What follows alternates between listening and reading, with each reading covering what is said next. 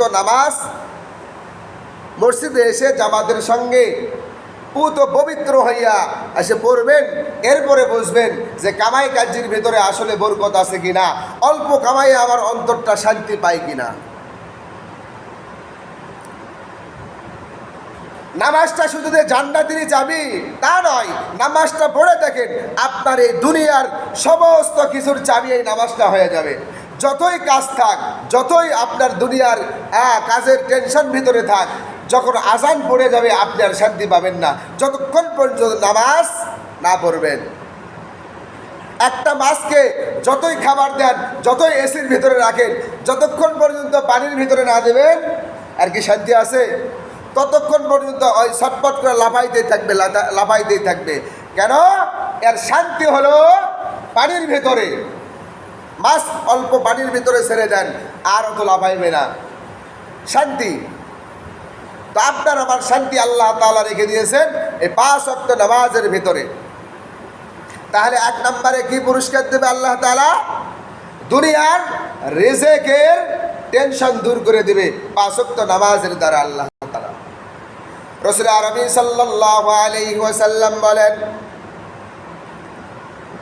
যদি কোনো বান্দা বান্দির দল দুনিয়ার ভিতরে 5 ওয়াক্ত নামাজ আদায় করে, ওয়াক্ত মতো নামাজ পড়ে, আল্লাহ রাব্বুল আলামিন একে 2 নাম্বার পুরস্কার দেবেন। এই ব্যক্তি যখন দুনিয়া থেকে চলে যাবেন, এই দুনিয়া থেকে চলে যাওয়ার সময় আল্লাহ রাব্বুল আলামিন আল্লাহ তাআলা কালিমা জারি করে দেবে। সুবহানাল্লাহ। আল্লাহর রাসূল বলেছেন, যেই ব্যক্তি দুনিয়াতে আসলো কালিমা নিয়ে চলে গেল, কালিমা নিয়ে দাখালাল জান্নাহ, এই ব্যক্তি অবশ্যই অবশ্যই মরার সঙ্গে সঙ্গে জান্নাতে। সুবহানাল্লাহ। তাহলে এই কালিমা আপনার আমার জারি হয়ে যাবে মরণের সময়। আর 10 জনে মিলে হুজুরকে ডাকাইয়া বলতে হবে না, পড়ো লা ইলাহা ইল্লাল্লাহ, লা ইলাহা ইল্লাল্লাহ। এ বলে লা ইলাহা ইল্লাল্লাহ, ও বলে বাগুন কয় টাকা স্যার, বাগুন কয় টাকা স্যার। কেন? এই দুনিয়ার ভিতর তো কালিমার কোনো কাজ করে নাই। এ তো দুনিয়ালেই ব্যস্ত, মনে করছে দুনিয়ার পিছে ছুটলেই আমার দুনিয়ার অভাব অনটন দুঃখ যাতনা সব কিছু দূর হয়ে যাবে। না, আল্লাহ তাআলা নামাজের ভিতরে আপনার আমার কষ্টর সমস্ত সমাধান রেখে দিয়েছেন। তাহলে 2 নম্বর পুরস্কার কি? যখন মারা যাব আমি আপনি, তখন আল্লাহ তাআলা আপনার আমার এই মৃত্যুটা কালিমার সঙ্গে দেবে ইনশাআল্লাহ। 3 নম্বর, রাসূল আরবি সাল্লাল্লাহু আলাইহি ওয়াসাল্লাম বলেছেন, এই ব্যক্তি যখন দুনিয়া থেকে চলে যাবে, যখন আমি আপনি এই কবরের ভিতরে রেখে দিব, এই কবরের ভিতরে রেখে দেওয়ার পর যে কবরের আযাব হয়, আল্লাহ রাব্বুল আলামিন এই কবরের আযাব আপনার আবার দূর করে দিবেন। সুবহানাল্লাহ। তাহলে কয়টা হলো? কবরের আযাব কি রকম হইতে পারে এটা তো আমি আপনি এখন বুঝতেছি না। যারা নামাজ পড়তেছেন তারা বুঝবেন কবরে কি হইতে পারে, যারা পড়তেছেন না তারাও বুঝবেন কবরে কি হবে। এই কবরের ভিতরে যখন আপনার আমার সাপ আর বিচ্ছু দিয়ে ভরে যাবে, জাহান্নামের আগুন দিয়ে আল্লাহ তাআলা প্রজ্বলিত করবেন, ওই সময় বুঝা আসবে দুনিয়ার ভিতরে নামাজের কি দাম। নামাজ পড়লে আবার কবরে এই হিসাব নিকাশ নিতে আসতো না ফেরেশতারা। আর এই নামাজের ভিতরে কোরআনুল কারীম পড়া হয় কি হয় না বলেন? পড়া হয়। আল্লাহর রাসূল বলেছেন, যেই ব্যক্তি দুনিয়াতে কোরআনুল কারীম পড়বে, এর উপরে আমল করবে, এরপরে কবরে চলে যাবে, এই মুনকার নাকির যখন আমার আপনার হিসাব নিকাশ নেওয়ার জন্য আসবে, এই কোরআনুল কারীম বাধা হয়ে দাঁড়াইবে যে কোথায় যান? বলে এই ব্যক্তির সওয়াল জবাব নেওয়ার জন্য আসছে।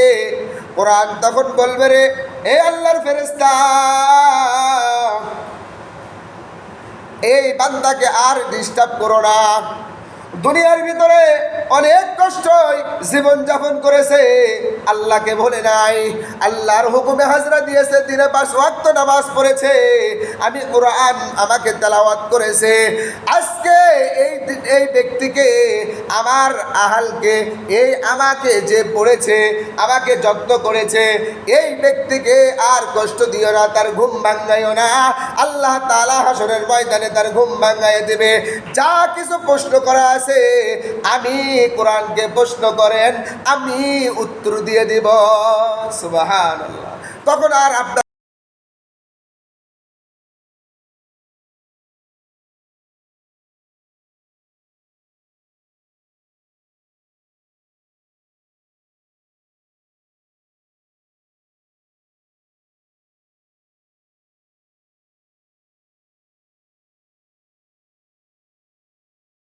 না হবের মায়ের কিচ্ছে আল্লাহ তাআলার কালাম দিয়েই নামাজটা হয়। তাহলে নামাজ পড়লে কোরআনেরও শাফাআত পাবো, নামাজেরও শাফাআত পাওয়া যাবে। আল্লাহ তাআলা কবরের আযাব আপনার আবার হটাইয়া দিবে। সুবহানাল্লাহ। তাহলে 5 ওয়াক্ত নামাজ পড়লে কয়টা পুরস্কার? 5টি পুরস্কার। এর ভিতরে 3টা গেল। 1 নাম্বার রিজেকের পেরেশানি দূর, 2 নাম্বার মৌতের সময় কালিমা নসিব, 3 নাম্বার কবরের আযাব আল্লাহ তাআলা দূর করে দিবেন। সুবহানাল্লাহ। রাসূল আরবি সাল্লাল্লাহু আলাইহি ওয়াসাল্লাম বলেন, যখন হাসরের ময়দান কায়েম হয়ে যাবে, মানুষের হিসাব নিকেশ শুরু হয়ে যাবে।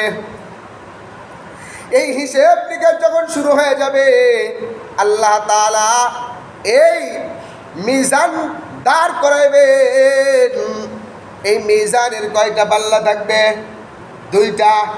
একদিকে নেকি দিবে, একদিকে বদি দিবে। যেই দিকে ভারী হবে ওই দিকে আপনি আমি চলে যাব।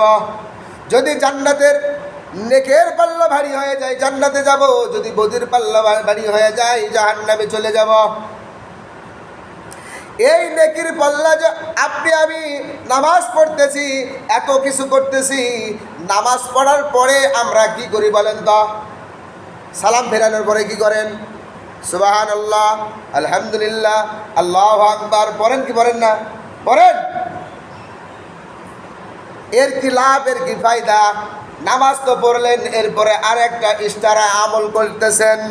এই ছোট্ট আমলের দ্বারা আল্লাহর রাসূল বলেছেন, হাসরের ময়দানে যখন এই দাড়িপাল্লা দাঁড় করাইবে, সমান সমান হয়ে যাইতেছে, আল্লাহ তাআলা ডাকতে বলেন, রাসূল আরবি সাল্লাল্লাহু আলাইহি ওয়াসাল্লাম হাদিসে পাকের ভিতরে বলেছেন যে আল্লাহ রাব্বুল আলামিন ওই মিজানের পাল্লা ভার করার জন্য মানুষকে কিছু ছোট আমল দিয়েছে, যে আমল দ্বারা ওই মিজানের পাল্লা ভারী হবে। সেই আমলটা কি?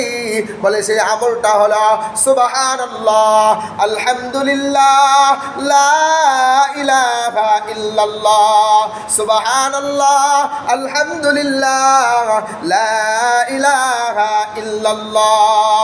বলে এই ছোট্ট ছোট্ট বাক্য যখন আমি আপনি পড়ি, আল্লাহ তাআলা এই বাক্যগুলোই ওই মিজানের পাল্লা ভারী হওয়ার জন্য আল্লাহ তাআলা ছোট ছোট আমল দিয়েছে। সুবহানাল্লাহ। 1 কেজি উপরে থাকে না, ওই 20 গ্রাম উপরে থাকে। পাথর সাজাইতে কোন গ্রাম আগে থাকে? ওপরে 20 গ্রামই দেওয়া হয়। এই ভারী ভারী আমল করতেছে, এর দ্বারা যদি না হয় আল্লাহ তাআলা ওই ছোট্ট সুবহানাল্লাহ নেকিটা উপর দিয়ে দিবে। সুবহানাল্লাহ। এর দ্বারা মিজানের পাল্লা ভারী হয়ে যাবে। তো যাই হোক, এই 4 নাম্বার পুরস্কার আল্লাহ তাআলা হাসরের ময়দানে 5 ওয়াক্ত নামাজের হাসরের ময়দানে হিসাব নিকাশ যখন হবে, আল্লাহ তাআলা এই নামাজের ডান হাতে আমলনামা দিয়ে জান্নাতবাসী করে দিবে। সুবহানাল্লাহ। ডান হাতে কি দেবে? আমল দিবে। আর হাসরের ময়দানে বাম হাতে আমল আসলে তো খবর হয়ে গেছে। সামনেতে দিবে, আমলটা পিছন দিয়ে দিবে। কিভাবে? এই বুক ফাড়া হবে, আপনার বাম হাত ঢুকে দিয়ে পিছনে বাইর করা হবে, পিছন দিয়ে আমল নামা দেওয়া হবে। বলবে পড়ো, ইকরা কিতাবাকা, পড়ো তোমার কিতাব। বলে আল্লাহ কিভাবে পড়বো? পেছনে কিতাব। ফেরেশতা মাথা ঘুরাইয়া দাও। ধার ভেঙে দেয় না, মোটকে দেয় না? ওইভাবে মোটকে দিবেন পিছন দিকে করে। পড়েন এখন আমল নামা, সামনের দিকে নয়। আল্লাহ মাফ করে দেখ সবাইকে। তাহলে 4 নাম্বার পুরস্কার, হাসরের ময়দানে ডান হাতে আমল নামা দিবে। 5 নাম্বার পুরস্কার, আল্লাহর রাসূল বলেন যে 5 নম্বর পুরস্কার হলো 5 ওয়াক্ত নামাজ যারা পড়বে এদেরকে আল্লাহ তাআলা জান্নাত দিয়ে ধন্য করে দেবে। সুবহানাল্লাহ। তাহলে কয়টি পুরস্কার?